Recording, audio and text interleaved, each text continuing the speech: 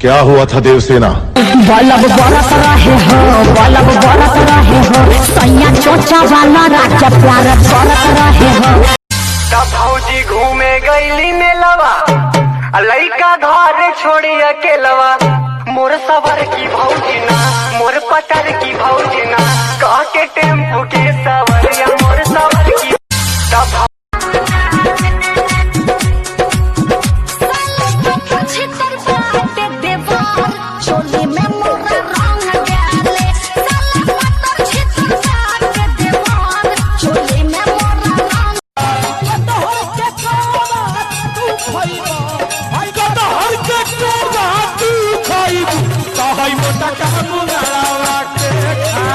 तनी हमारो की ओर तू दहकाना पिया चुआ तपस न बेना कहना।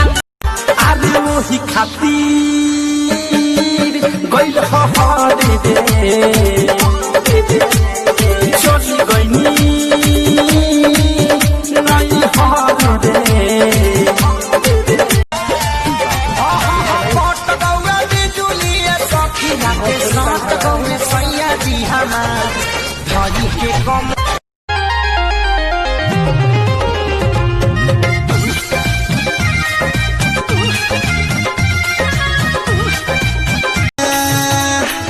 देहबना शादी होता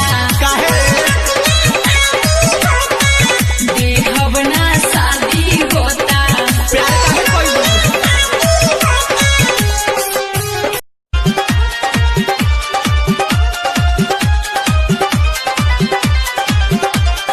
अखियां फर फर फरकाता दिलवा धक धक धड़काता। सुनने में आया है तू लंदन में रहती है, अब भी जाके पहली टिकट कटा रहा हूँ।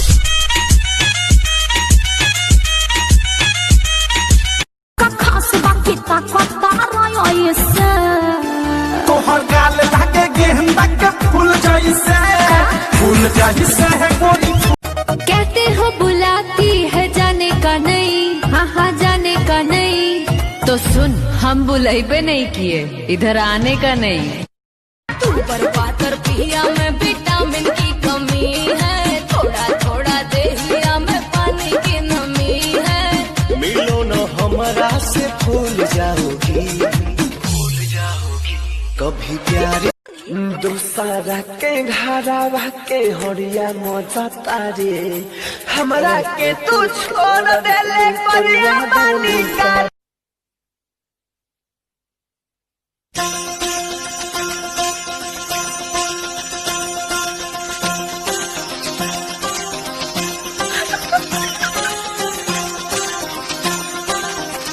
करता है इशारा आँख मार के। अरे वो कौन है रे? मेरा बाबू है। बाबू बाबू को हेलो तू यार के, अब गोदी में खेलोई बुता भतार के। बाबू बाबू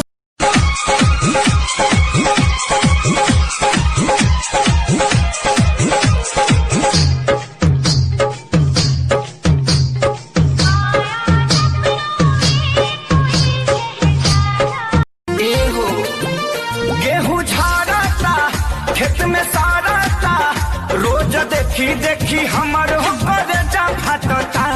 भतारी साला सब दिन